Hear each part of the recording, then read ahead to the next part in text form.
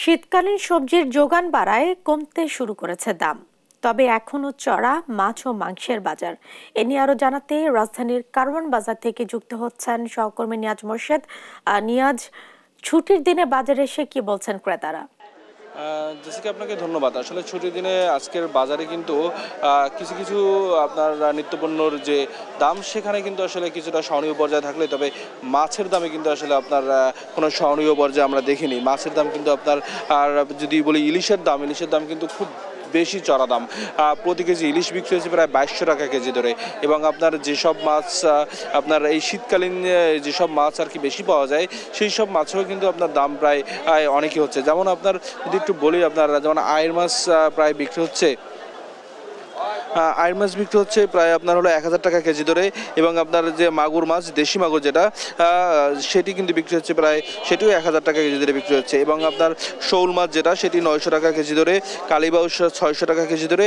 মানে আমি যদি একটু বলি, আসলে মাছের দাম আসলে অতিরিক্তই দাম। তবে বিক্রেতারা বলছেন, অভিযোগ করছেন মাছের দাম এই সময় আসলে খুব বেশি। তবে বিক্রেতারা বলছেন মাছের দাম সামনে হয়তো বা আরও বাড়তে পারে, এমন একটা তারা আশ্বাস দিয়েছেন।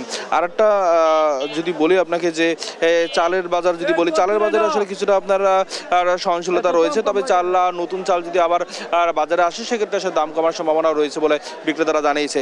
আর এখন যদি বলি সবজির বাজার, আসলে সবজির বাজারে কিন্তু আপনার কিছু কিছু সবজিতে কিন্তু আসলে বেশ চড়া দাম এখনও রয়েছে। এবং কিছু কিছু সবজি আসলে আপনার দাম কমে আসছে। যেমন যদি বলি শীতকালীন সবজি মূলাতে কিন্তু আপনার দাম কমে আসছে, এখন 40 টাকা কেজিতে বিক্রি হচ্ছে। এবং আপনার বেগুন 60 টাকা কেজি ধরে বিক্রি হচ্ছে। সিম যেটা ছিল আগে 100 টাকার উপরে কেজি, সেটি আসলে কমে এখন 80 টাকা কেজিতে বিক্রি হচ্ছে। এবং আপনাকে একটু বলি যে নতুন আলু যেটি আসলে বাজারে উঠেছে, সেটি কিন্তু এখনও একেবারে চড়া দামই রয়েছে, এখনও সেটি 100 টাকা কেজি ধরে বিক্রি হচ্ছে।